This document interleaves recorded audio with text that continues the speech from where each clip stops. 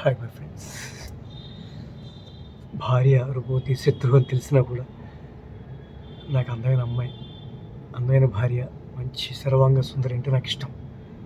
ఒకే భార్య నా గుండెలో స్థానం ఆమెకి, అది వేరే విషయం. ఒకతే బంగారు తల్లి, ఇంక వేరే ఛాన్స్ ఇవ్వను, నాకు అవసరం లేదు. ఓకే, అయితే నేను ఒక అమ్మాయి నేను ప్రేమించాను, వేరే విషయం. నాది వన్ సైడ్లో, ఆమెకు ఆల్రెడీ ఉన్నాడు. తప్పు నాది, తప్పు కదా మనం విమర్శించడం, వేరేగా అంటాం తప్పది. నన్ను మోసం చేసింది, నన్ను ప్రేమించడం, ఇట్స్ నాట్ కరెక్ట్. అది తన మనసులో ఉన్నవాడికి ఆడది ఎవరికైనా ఛాన్స్ ఇస్తుంది తప్ప వేరే ఛాన్స్, దానివల్ల మనం క్రిటిసైజ్ చేయొద్దు, తప్పది. ఓకే ఓకే నా నా నాదంతా కూడా నా ఫస్ట్ సినిమా రాశాను, సబ్జెక్ట్ నా రియల్ స్టోరీ. అది డిఫరెంట్గా కొంచెం క్రియేట్ చేసి పెట్టాను, అది కొన్ని భావాలు అందులో ఉంటాయి. అయితే ఓకే, అయితే తన ఇప్పుడు ఏదైనా నా సిద్ధాంతం ఏంటంటే, మనం ఒకచోట ఫెయిల్ అయ్యామంటే దాన్ని బెటర్గా మనం వెళ్ళాలి అనేది తప్పన్నది, టాలెంట్. అది నేను ఇంప్రూవ్ చేసుకోవాలని, అది నా ఫిలాసఫీ. అయితే తనకంటే అందగతిని పెళ్లి చేసుకోవాలని తపంతో నేను మా అమ్మగారికి, అమ్మ నాకు మంచి అందమైన అమ్మాయి చూడు, మన కులం గోత్రాలే కావాలి అంటే, కులం ఇంటిని కోతిని చేసుకునే శాస్త్రం, కులం ఇంటి కోతిని చేసుకునే శాస్త్రం. ఎందుకంటే ధర్మాలు ఉంటాయి, కొన్ని కర్మాలు చేయాల్సి ఉంటుంది. వేరే కులాలు పనికిరావు. ఎందుకు పనికిరావు అంటే తక్కువ అనుకోవద్దు, వాళ్ళు మాంసభక్షం చేస్తారు, కర్మలు నాకు అంటుకుంటాయి అన్నమాట. ఎస్, ఇప్పుడు నేను తప్పులు చేస్తే నా భార్యకి అంటుకుంటాను, భార్య తప్పులు చేస్తే నాకు అంటుకుంటుంది, ఇద్దరు తప్పులు పిల్లలకి అంటుకుంటుంది, వంశానికి అంటుకుంటుంది. శాస్త్రం ఇది విషవలయం, ఇది చక్రం, ఇది కర్మల వలయం. ఇది అందుకనే 7 తలాలు చూడమన్నారు, ఇటు అటు వేరే విషయం పక్కన పెట్టి. అయితే అమ్మ నాకు మంచి అందగత్తిని చూడమ్మా, అద్రిపోవాలన్నా. ఓకే అమ్మగారని, ఓకే నాన్న నీకు అంత చేస్తానని చూస్తాను. మా అమ్మగారు చాలా మంచి ముందు చూపు అని ఆలోచించే వ్యక్తి. అయితే వెళ్ళి మ్యారేజ్ బ్యూరోకి వెళ్ళటం, ఫ్రెండ్స్ చెప్పడం, అది వాళ్ళ కొలీగ్స్ ఉంటారు ఇక, మా రిలేషన్స్ చెప్పడం జరిగింది. అయితే ఓకే సంబంధాలు చూశారు, నాకు కొన్ని నచ్చలేదు. సరే ఓకే సంబంధం చూస్తుంది, నేను షూటింగ్లో బిజీ ఉన్నాను, అవుట్డోర్లో వాటిలో ఉన్నాను. సరే నాన్న నీకు అమ్మాయిని చూసాను రా అంటే, సరే వెళ్ళి చూశాను. ఫోటోలు అవి చూపించామా అన్నాను, ఫోటోలో ఫోన్లో అవి లేవు కదా, చూసేవాళ్ళు. సరే మళ్ళీ అవుట్డోర్ నుంచి వచ్చింది, చూశాను. అమ్మాయి నాకు నచ్చలేదు, నల్లగా ఉంది, కూర్చుంది, ఫోటో ఉన్న పెద్ద నచ్చలేదు.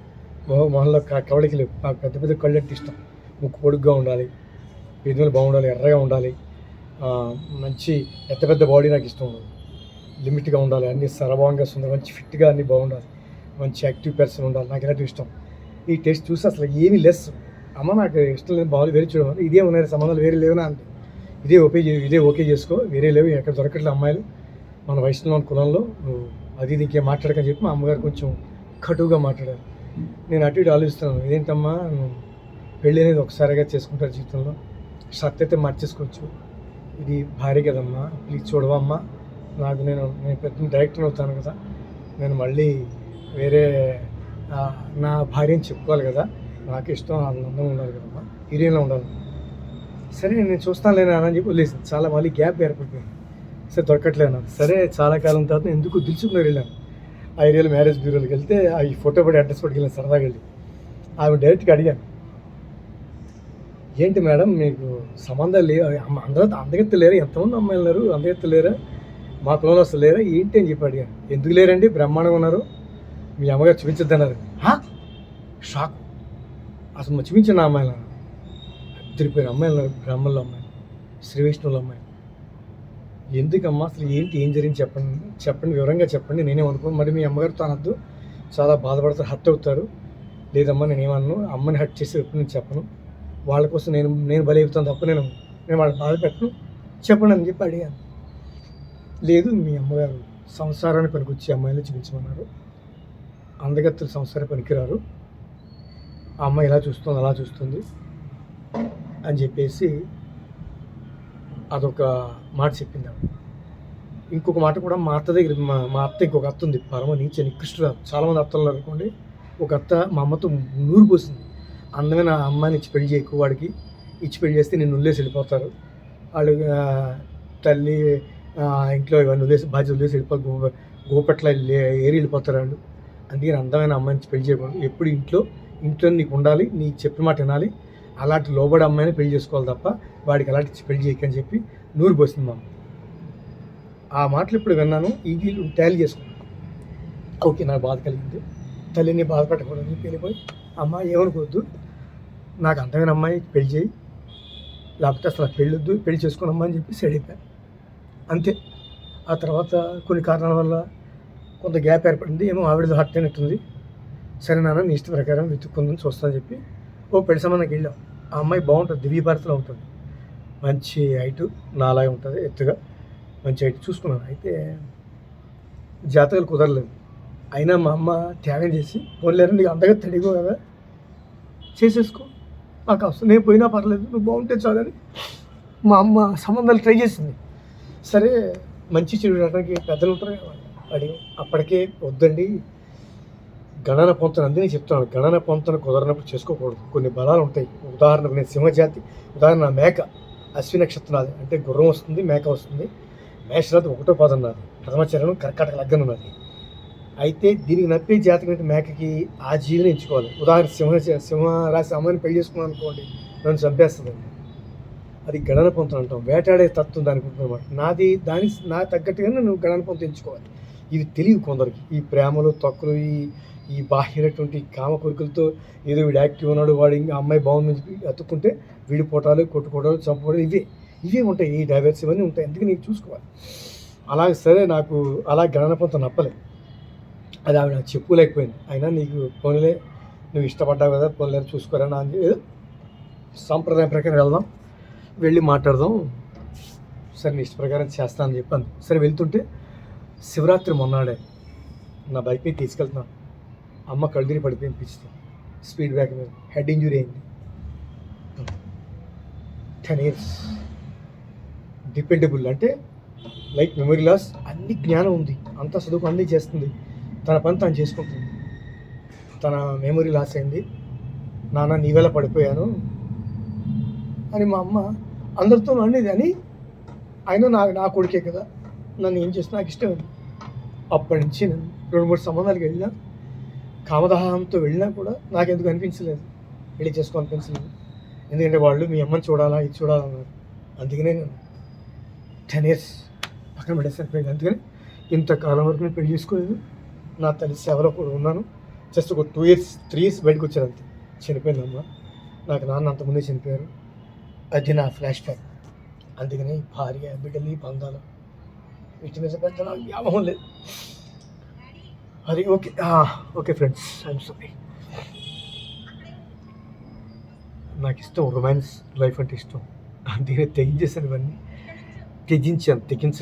త్యజించాను. శాశ్వతం అన్ని బోర్డైపోయింది. ఓకే ఫ్రెండ్స్, చాలాసేపు మిమ్మల్ని ఇబ్బంది పెట్టాను.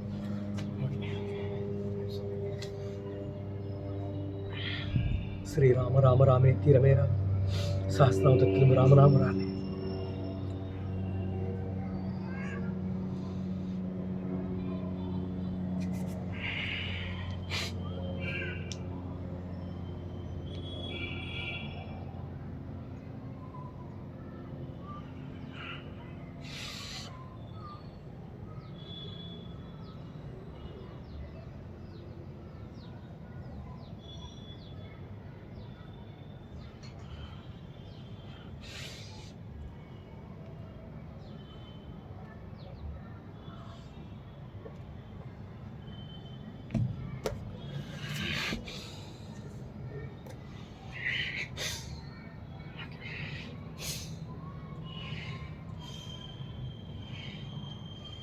ఓకే, అది నా ఫ్లాష్ బ్యాక్. నా తల్లి గారు అలా చేసింది, నడుపులు పప్పించి తల్లి అన్నీ నా మంచి. నా తల్లి గురువా రాక్షస? నా తల్లి గురువు. తల్లిని ద్వేషించలేను. ఆ సందర్భంలో కొంచెం బాధపడి హట్ అయినా నేను, ఆవిడ చేసింది నాకు మంచి చేసింది. ఆ సందర్భంలో చెప్పడం మర్చిపోయాను. హెడ్ ఇంజరీ అయినప్పుడు మీ అమ్మ బతుకుతుంది అది ఇది అని చెప్పి అన్నారు. బంజారాస్లో 70 గజాలు 50 గజాలు ఉండేది, అది అమ్మేసాం 2010. అమ్మేసాం, ఏదో మొత్తం కాపాడుకున్నాం. 10 lakhs ఎంతో వచ్చింది, అమ్మేసాం, అయిపోయింది. ఇప్పుడైతే ₹1,00,000 ఉంటుంది రిజిస్ట్రేషన్. అయితే అది నాన్నగారు కొన్నది, నాది కాదు. నేను ఏమీ సంపాదించలేదు, నేను అంతే. అన్నీ నాన్నగారు lecturer, degree college lecturer, Telugu Sanskrit మంచి పండితుడైన. ఓకే. ఆయనది కొన్నది ఓకే. నాది ఆస్తి ఏం లేదు కానీ ఓకే. అయితే ఆ సందర్భంలో డాక్టర్లు బతకదని చెప్పారు. సాధారణంగా నాకు కొన్ని శాస్త్రాలు తెలుసు. 60 మనిషికి 3 3 సార్లు మరణం వస్తుంది. గండాలు వస్తాయి. మరణం అంటే ఆ సందర్భాలు వస్తాయి. మీకు కొంచెం క్లియర్‌గా చెప్పాలి. 30 ఇయర్స్ ఒక మృత్యు గండం వస్తుంది. ఎస్కేప్ అయితే 60, అది ఎస్కేప్ అయితే 90, అది ఎస్కేప్ అయితే 120. ఇది శనీశ్వరుడు. మనిషి ఆయువు 120 ఇయర్స్. మనిషి ఆయువు 120 ఇయర్స్. అది గ్రహబలం ఉన్నవాడికి మాత్రమే, వాడికి మాత్రమే అది సాధ్యం. అది ఓకే. అయితే 60 ఏళ్ళకి సాధారణంగా షష్ఠి పూర్తి చేసుకోవాలి, శాంతి చేసుకోవాలి, హోమాలు చేసుకోవాలంటారు. ఇది కరెక్ట్. అది పాపం ఆవిడ డిఫరెంట్ త్యాగి. మా అమ్మగారు ఎంత పొదుపు, ఎంత నెమ్మది, ఎంత శక్తులున్నాయో నాకు తెలుసు. చాలా గొప్పది. అందుకని స్త్రీ గొప్పది. అయితే ఓకే. అయితే 60 ఇయర్స్ మరణం ఉంది. అది నేను అనుకున్నాను అప్పుడు, అమ్మ నా వల్లే కదా చనిపోయింది, నా వల్ల కదా దుస్థితి ఏర్పడింది. చనిపోతుందని డాక్టర్లు చెప్పారు. లేదు, నేను బతకాలి, అమ్మ కావాలి. డాక్టర్ కళ్ళ వెళ్ళబడి పెట్టున్నాడు, నాకు అమ్మ కావాలి, నాకు ఏమవుతుంది, బెంతన పెడతాను అన్నాను. ఓకే. అయితే సుమారుగా ఒక 30 ఫీట్ 40 ఫీట్ ఆంజనేయ స్వామి ఉంటాడు కూకట్పల్లిలో. ఆంజనేయ స్వామిని కుదిపేశాను. నీ అమ్మకి జరిగితే నువ్వేం చేస్తావా? ఎస్, నీ అమ్మకి జరిగితే నువ్వేం చేస్తావు? కాపాడుకుంటావు. నీ మాయములు మంత్రాలను కాపాడుకుంటావు. నా అమ్మకి జరిగితే నేను కాపాడుకోలేకపోయాను. నేను ఏం తప్పు చేశానండి? నా వల్ల మా అమ్మకి ఎందుకు అపకారం జరిగిందని చెప్పి నేను ఇలా తీసేసాను. అందరూ గుళ్ళు ఏంట్రా నాకు పిచ్చి నా కొడుకున్నాను ఏంట్రా ఎవడైనా నాకు అనవసరం. నా తొక్క ఆకలి వేసినాడు కింద పడి తింటాడు, నాకు నిద్ర వచ్చినాడు నిద్ర ఉన్నాడు, స్థానం ఎరగడు. భగవద్భక్తుడిని డైరెక్ట్ వైరాగ్యంగా వచ్చేసి తీసేస్తాను. ఒక్కటే కోరిక, నేను ఏం కోరిక, నాకు అమ్మ కావాలి. నీకు నా నుంచి ఏం కావాలి, ఏం కోరిక కావాలి? నేను అడగాలి కదా, నువ్వు కూడా అడుగు. నీకేం కావాలని అడిగాను. ఆయన అడగడు కదా, అంతరాత్మ నాది. సరే, నీలాగా నేను బ్రహ్మచారి ఉంటా, నాకు అమ్మ కావాలి. నాకు అమ్మ తప్పేది లోకం లేదు. నా వల్ల ఒకరికి అపకారం తట్టుకోలేను. అందులో జన్మించిన తల్లి, వాడు బాగుండాలి, నాకు ఇంకే కోరికలు లేవు తండ్రి, నీలాగా బ్రహ్మచారిగా ఉంటా అని చెప్పి అనుకున్నాను. ఆ రోజు ఆయన వాగ్దానం చేశాను. ఎస్, ఇది ఎవరికి చెప్పు.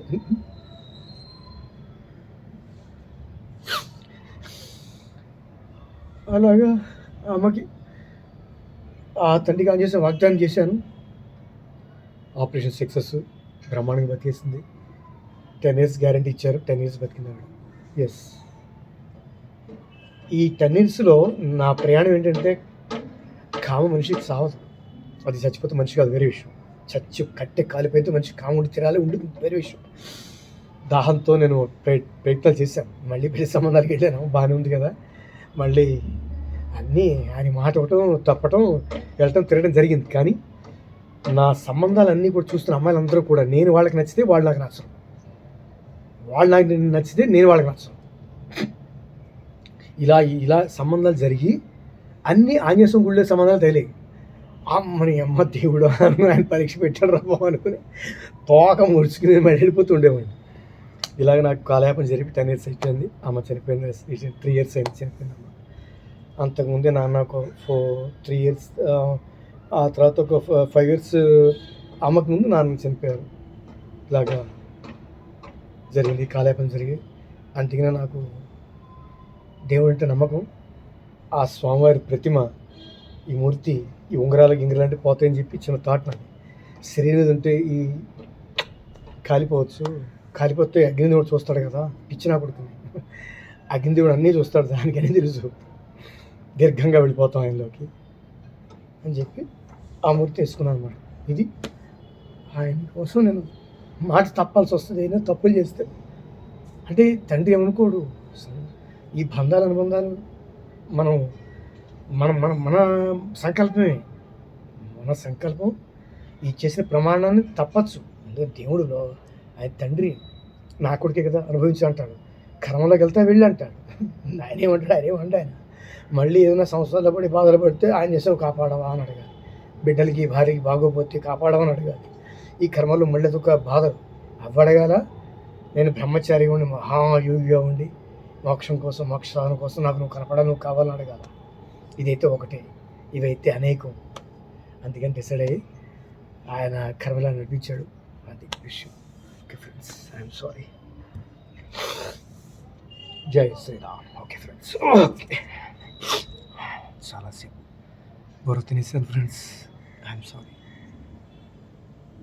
నా బాధలు ఎవరికి చెప్పుకోలేను, నాకు ఎవరు లేరు కదా. ఏక్ నిరంజన్, నేను మా డార్లింగ్ ప్రభాస్ డార్లింగ్ ఒకటే. ఏక్ నిరంజన్, ఆయనకి అందరూ సారీ, ఆయనకి అందరూ సరదాగా పాట సాంగ్ ఉంది కదా మన ఏక్ నిరంజన్ సినిమా సాంగ్ కోసం అన్నం తప్ప వేరే కాదు. ఆయన అందరూ వాడు మహానుభావుడు. రెబల్ స్టార్ ఈజ్ అతను కూడా కారణించడం సందేహం లేదు. లవ్ యూ మై డార్లింగ్ అనే ప్రభాస్ అనే సారీ. ఓకే, అందరూ ఉన్న వాడేతండి, నాకెవరు లేదు కానీ వేసి. Okay sorry. ఓకే, ఈ బాధలు నాకెవరు చెప్పుకోవడానికి ఎవరు లేరు, అందుకని నాలో నేను అలా మొదలుపడుతూ ఉంటాను, ఆనందంగా వదిలేస్తాను అంతే. నన్ను అంటూ వేరే విషయం, నన్ను అంటుకో, ఏ బాధలు అంటుకో, నన్ను క్షణాల్లో కడిగేస్తాడు ఆయన. ఎస్,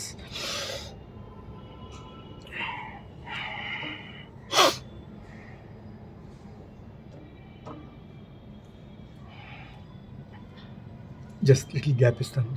నేను ఫుటేజ్ ఎక్కువైతే మళ్ళీ ప్రాపర్ అవుతుంది, అది షేర్ అవ్వదు. Sorry my friends, try to understand.